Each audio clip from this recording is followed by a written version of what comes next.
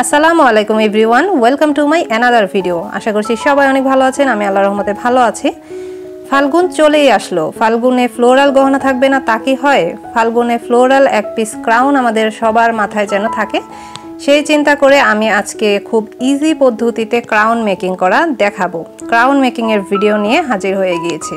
আর এই সুন্দর ক্রাউনটা মেকিং খুবই ইজি পদ্ধতি কিভাবে হবে সেটি আজকের ভিডিওতে দেখাবো। তো আজকে আমি কোনো রকম ওয়্যার নিব না, মানে কোনো রকম তার নিব না, তারটাকে আবার আমার র্যাপিং করতে হবে না। এই ধরনের আমি স্টিক নিয়ে নেব, 2 পিস স্টিক দিয়ে ক্রাউনটা মেকিং করব। আর এই রকম তুড়া কিন্তু আমাদের প্রত্যেকেরই থাকে, শুধু এই তুড়াটাই লাগবে এমন না। ফ্লাওয়ারের যে এই তুড়াগুলি থাকে, এই তুড়ার পেছনের অংশটাকে হিট দিয়ে গলিয়ে এইভাবে আমরা কিন্তু একদম স্টিক পেয়ে যাব। ঘাসের স্টিক যে বলে, এই ঘাসের স্টিকগুলি আমরা পেয়ে যাব। আর আমার আজকের ক্রাউন মেকিংয়ের জন্য এরকম 2 পিস স্টিক লাগবে, কিছু ফ্লাওয়ার লাগবে এবং কি নিয়ে নিয়েছি রোজ লিভ, নিয়ে নিয়েছি কিছু রেনু এবং কি চিকন রিবন, আর অল্প একটু কাজের জন্য ফ্লাওয়ার টেপ লাগবে। এখন আমি মূল ভিডিওতে চলে আসছি। এই স্টিকগুলি আমরা কাজে লাগাতে পারি। 1 পিস দিয়ে হবে না, 2 পিস লাগবে। একটা ক্রাউনের জন্য, বড়দের একটা ক্রাউনের জন্য 2 পিস স্টিক লাগবে। আমরা কিন্তু এই ধরনের স্টিক দিয়ে আমাদের ক্রাউন মেকিং করে ফেলতে পারবো। এতে যেটা সুবিধা হবে, আমাদের তার লাগছে না, ফ্লাওয়ার টেপ লাগছে না, ফ্লাওয়ার টেপ মোড়াতে হচ্ছে না তারটাকে, সেজন্য আমাদের সময় বেঁচে যাচ্ছে, ফ্লাওয়ার টেপ বেঁচে যাচ্ছে, ম্যাটেরিয়াল কিন্তু রয়ে যাচ্ছে এবং কি সময়ও বেঁচে যাচ্ছে। তো এখন যেটা করব, 2 পিস ওয়্যারকে খুব ভালোভাবে জয়েন্ট করে নেব। এভাবে পেঁচিয়ে পেঁচিয়ে খুব ভালোভাবে 2 পিস স্টিককে 1 পিস করে নেব। আমরা যারা গহনা মেকিং করি, আমাদের বাসায় প্রত্যেকের বাসায় কিন্তু এই ধরনের স্টিক রয়ে যায়। তো আমরা এই স্টিকগুলিকে কাজে লাগাতে পারি, এইভাবে ক্রাউন মেকিং করে ফেলতে পারি। আর আমি এই স্টিকটা নিয়েছি, সেম এই স্টিকটাই নিতে হবে এমন কোনো কথা না। যে কোনো স্টিক দিয়েই কিন্তু আমরা এই ধরনের ক্রাউন মেকিং করে ফেলতে পারি, ক্রাউনের বেসটা মেকিং করে ফেলতে পারি। এখন দেখা যাচ্ছে যে 2 পিস তার নেওয়ার জন্য বড়দের একটা ক্রাউনের শেপ চলে আসছে। এখন আমি যে জায়গাটা জয়েন্ট করেছি, এই জায়গায় অল্প একটু ফ্লাওয়ার টেপ নিয়ে এবং কি 1 পিস এক্সট্রা ঘাস নিয়ে এখানে জয়েন্ট করে দেব।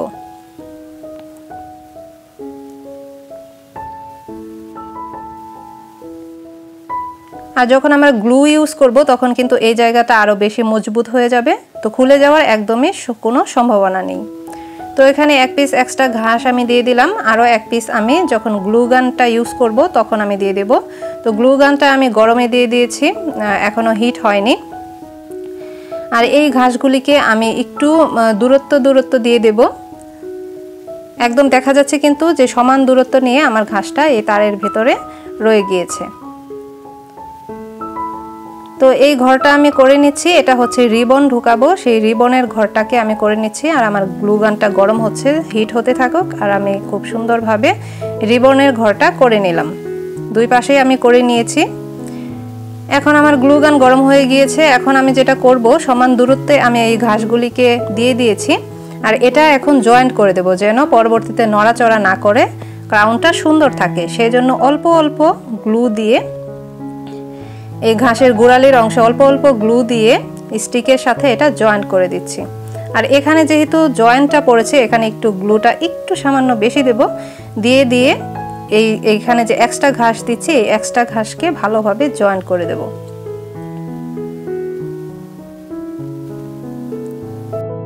আজকের ভিডিওটা কিন্তু বিশাল একটা টিপসমূলক ভিডিও, কারণ এই ধরনের স্টিক দিয়ে এর আগে কেউ গহনা করেনি, কেউ এই ধরনের ক্রাউন করেনি, আমি প্রথম করলাম। তো এটা আমি চিন্তা ভাবনা করে বের করেছি, কারণ আমার সময় বাঁচানোর জন্য মূলত আমি এই কাজটা করেছি। তো ভাবলাম একটা ভিডিও করে ফেলে, যেহেতু সামনে ফাল্গুন আছে, নিজেদের জন্য বা রিলেটিভের জন্য আপুরা গহনা মেকিং করে ফেলতে পারবে, সেই জন্য আজকের ভিডিওটা করা।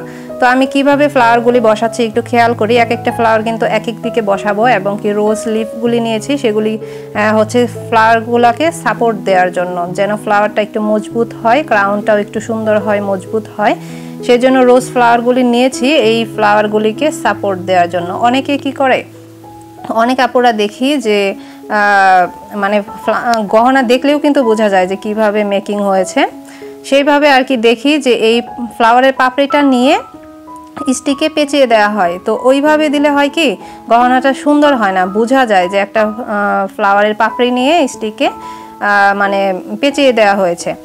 তো ওইটা করার কি দরকার, আমাদের তো অনেক রকম পাতা থাকে, আমরা যারা কাজ করি তাদের কিন্তু এক্সট্রা রোজ পাতাই লাগবে এমন না, যে কোনো তুরার পাতা থেকেই যায়। তো এইভাবে পেছন সাইডে আমরা এই পাতাটা নিয়ে দিতে পারি, তাহলে কিন্তু ক্রাউনটা মজবুত হয়ে যাবে, ফ্লাওয়ারগুলি সাপোর্ট পাবে, মজবুতলি বসে থাকবে, স্ট্রংলি বসে থাকবে, সুন্দর লাগবে। আর এই ফ্লাওয়ারটা যেহেতু একটু লম্বাটে, তো এইটাকে আমি কিভাবে মানে সেট করে দিচ্ছি সেটা একটু খেয়াল করো আপুরা। তো এটা আমি সাইড করেই দিলাম, আর সাইড করেই রোজ পাতাটা দেব। সো এখন আশা করছি তোমরা এটা বুঝে গিয়েছো যে এক একটা ফ্লাওয়ারের শেপ অনুযায়ী পাতাটাকে আমি সেট করে দিলাম, ফ্লাওয়ারটাকে বসিয়ে দিলাম। আর এভাবে আমি সম্পূর্ণটাই ফ্লাওয়ার দিয়ে বসিয়ে দেব, বিভিন্নভাবে পাতা দিয়ে, তারপর বিভিন্ন রকম ফ্লাওয়ার দিয়ে আমি সম্পূর্ণ ফ্লাওয়ারের কাজটা শেষ করে ফেললাম। এই তো আমার ক্রাউনে সম্পূর্ণ ফ্লাওয়ার বসানো শেষ। এখন শুধু রেনু বসানোটা বাকি আছে। রেনুটা আমি কিভাবে বসাই সেটাও আমি দেখিয়ে দেব। আর আমি এই ফ্লাওয়ারগুলি করছি, এই কালার কম্বিনেশন করছি, এরকম না করলেও হবে, তোমরা তোমাদের পছন্দ অনুযায়ী ফ্লাওয়ার নিয়ে করতে পারো। মূলত আমি যেটা মানে দেখাতে চাচ্ছি ভিডিওতে, যে এই ধরনের স্টিকগুলো আমাদের থেকেই যায়, যারা আমরা গহনা মেকিংয়ের কাজ করি তাদের বাসায় অ্যাভেলেবেল এরকম স্টিক আছে। তো এই স্টিকগুলোকে কিভাবে কাজে লাগানো যায় সেটা দেখানোর জন্যই মূলত আমার এই ভিডিওটা করা। আর যেহেতু সামনে ফাল্গুন আছে, একটু সাজগোজ করব, তো ক্রাউনটাও মেকিং করে ফেললাম। তো এই ক্রাউনটা আমি নিজের জন্য মেকিং করেছি। তোমরা চাইলে তোমাদের পছন্দ অনুযায়ী ফ্লাওয়ার, তারপরে যে কোনো ফ্লাওয়ারের স্টিক নিয়ে এইভাবে ক্রাউন মেকিং করে ফেলতে পারো। তোমাদের সময় বেঁচে যাবে, ফ্লাওয়ার ট্যাপ বেঁচে যাবে। তো এই তো ফ্লাওয়ার এবং রেনুর কাজটা শেষ হয়ে গেল। ফ্লাওয়ারের ফাঁকে ফাঁকে আমি ছোট বড় মাঝারি বিভিন্ন মুঠি নিয়ে রেনুগুলি বসিয়ে দিয়েছি। আর এখন যেটা করব এটা হচ্ছে রিবনের কাজটা। ক্রাউনের পেছনের অংশে যে আমরা বাঁধনি দেব, সেই বাঁধনির জন্য এই চিকন রিবনটা ইউজ করছি। একইভাবে দুই পাশে আমি করে নিলাম। এখন আমি গিট দিয়ে দেখিয়ে দিচ্ছি যে গিটটা আমরা কিভাবে দিই পেছনে। তো এইভাবে আমরা গিট দিয়ে দেব, আর এইভাবে আমরা মাথায় সুন্দর করে বসিয়ে দেব। যেহেতু আমার কোনো মডেল নেই, মডেল থাকলে মডেলকে পরিয়ে দেখিয়ে দিতাম। This is final look. ক্রাউনটি কিন্তু অসম্ভব সুন্দর হয়েছে। এত সুন্দর একটি আইডিয়া দিয়ে ক্রাউন মেকিং করেছি। অবশ্যই কিন্তু একটা কমেন্ট করবে আপুরা, আর যাদের ভিডিওটি ভালো লাগবে অবশ্যই কিন্তু একটি লাইক দিবে আপুরা। ক্রাউনটাকে আমরা আরেকটু ভালোভাবে দেখে নিচ্ছি।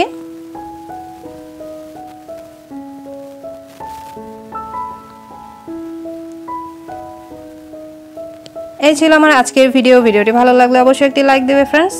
সবাই ভালো থাকবে, আমার জন্য দোয়া করবে। আল্লাহ হাফেজ।